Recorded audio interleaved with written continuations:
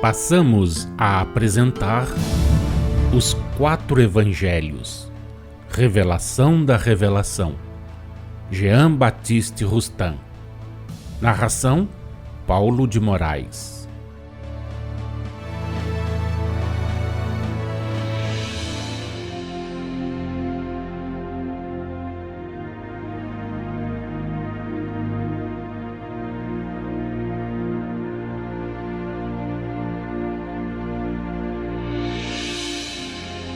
Número 66.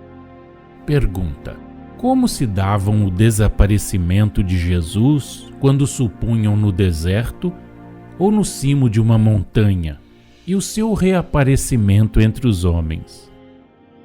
Resposta: ao espírito é lícito libertar-se temporariamente do invólucro material humano de que se ache revestido, mas conservando-se sempre ligado e preso a ele por um cordão fluídico, invisível aos homens. Pode assim o espírito, algumas vezes, libertar-se do corpo pelo desprendimento durante o sono, e em casos muito raros, quando o indivíduo, sem estar dormindo, se encontre num estado de êxtase mais ou menos pronunciado. Pode mesmo, pela bicorporeidade, pela bilocação e com o auxílio do perispírito, tornar-se visível e tangível sob todas as aparências do corpo humano, de modo a produzir ilusão completa. Pode ainda, em casos excepcionalíssimos, e tendes disso exemplos bem comprovados e autênticos, tornar-se visível e tangível com todas as faculdades aparentes da vida e da palavra humanas. O espírito materialmente encarnado não tem meios de desmaterializar o corpo de que está revestido. Esse poder só o tem a decomposição resultante da morte. Ao contrário, os espíritos superiores, quando em estado de encarnação ou de incorporação fluídica, podem, à vontade, materializar o corpo fluídico por sua natureza de que se achem revestidos, a fim de vô-lo tornar invisível e mesmo tangível, assim como podem desmaterializar, a fim de que desapareça das vossas vistas, fazendo-o voltar ao estado normal em que não o vedes. Podem igualmente modificá-lo, assimilando-o às regiões que devam percorrer, mas desde que estejam sofrendo encarnação ou incorporação, aqueles espíritos não podem desligar-se do corpo que tomaram senão pela morte, que só ela os faz voltar à erraticidade com o perispírito que traziam, apresentando este o grau de purificação que lhe haja resultado da última encarnação ou incorporação. Pelo que respeita ao corpo dos espíritos superiores, a morte não passa de uma desagregação da matéria que envolve o espírito. Dizemos matéria porque os fluidos que o perispírito assimilou a fim de operar a encarnação ou incorporação, de fato, para o espírito, são matéria.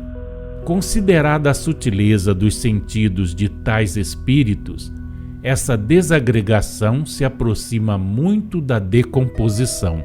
Para eles, as matérias que compõem o corpo, ainda que não mais sujeitas ao apodrecimento, se dissolvem visivelmente. Cada um dos princípios constitutivos do corpo fluídico se separa completamente e volta ao meio de onde saíra e que de novo o atrai. Apropriando as leis naturais e imutáveis que regem a formação dos corpos fluídicos nos mundos superiores, aos fluidos ambientes que servem para a formação dos seres terrenos, conforme já vos explicamos, é que Jesus formou o corpo com que se apresentava aos homens, corpo aparentemente humano, ao qual, para nos fazermos compreendidos, demos o nome de perispírito tangível, e apto, graças aos mesmos fluidos ambientes, a uma longa tangibilidade. Espírito puro, não sujeito a encarnação ou incorporação alguma em nenhum planeta, Jesus formara voluntariamente aquele perispírito tangível, do qual tinha o poder de se libertar. As matérias que o compunham, sutilíssimas de si mesmas para olhos humanos, podiam desaparecer, subdividindo-se e reagregar-se à vontade do Mestre. O conhecimento de que Jesus dispunha e que só os espíritos puros possuem completo, da natureza dos fluidos empregados para a formação do perispírito tangível, das propriedades de tais fluidos para produzirem este resultado sob a ação das leis naturais e imutáveis de atração magnética, dos efeitos desta atração, esse conhecimento vasto e a sua potência espiritual, cuja extensão as vossas limitadas inteligências são incapazes de compreender, é que lhe facultavam fazer da vista dos homens desaparecesse o mesmo perispírito, dissociando-lhe os princípios constitutivos, mas mantendo-os constantemente sob o poder da sua vontade, prontos a se reunirem de novo. Não esqueçais isto. O perispírito que serviu de corpo visível e tangível a Jesus durante a sua permanência na terra não era mais do que uma veste que ele tomava para estar entre os homens e que abandonava logo que se afastava de suas vistas para voltar às regiões superiores. E Jesus se afastava das vistas humanas todas as vezes que a sua presença entre os homens deixava de ser necessária.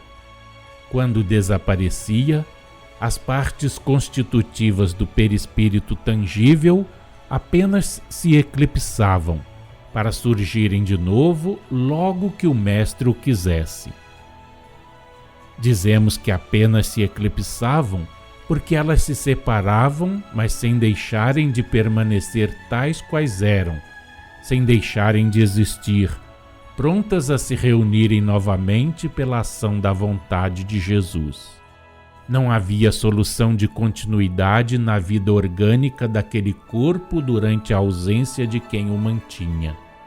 Assim como a formação desse perispírito tangível, análogo aos corpos dos espíritos superiores, mas quase material, conforme já o explicamos, se dera pela aplicação de leis naturais e imutáveis e pela apropriação dessas leis ao vosso planeta, mediante a utilização dos fluidos ambientes que servem para a formação dos seres terrenos. Também a leis naturais e imutáveis obedeciam à sua vida orgânica, seus desaparecimentos das vistas humanas e a maneira por que Jesus se libertava dele, o deixava, o retomava e o abandonou definitivamente ao cabo de sua missão terrestre, quando se verificou o que chamais a sua ascensão. Ainda não vos é possível ter a compreensão dessas leis, nem nós vô-las poderemos explicar, enquanto ignorardes, como ignorais, a natureza dos fluidos, suas combinações, os efeitos dessas combinações, suas propriedades sob o império da grande lei, da lei universal de atração magnética, sob o influxo dessa atração e ao mesmo tempo sob a ação e o poder espirituais dos espíritos puros. Quando, pois, desaparecia das vistas humanas, Jesus abandonava o seu perispírito tangível, o seu corpo humano aparente, que se sumia na massa dos fluidos, permanecendo, porém, os princípios que o constituíam no meio que lhes era próprio. O liame que os prendia a Jesus, sob a ação da sua vontade, era efeito de atração magnética, efeito que ainda vos é impossível compreender. Os poderes dos espíritos puros e mesmo dos espíritos superiores, a potencialidade espiritual de Jesus estão muito acima das vossas inteligências. Só a força de estudar, de praticar o magnetismo humano, chegareis a compreender o magnetismo espiritual e as propriedades da sua ação sobre toda a natureza.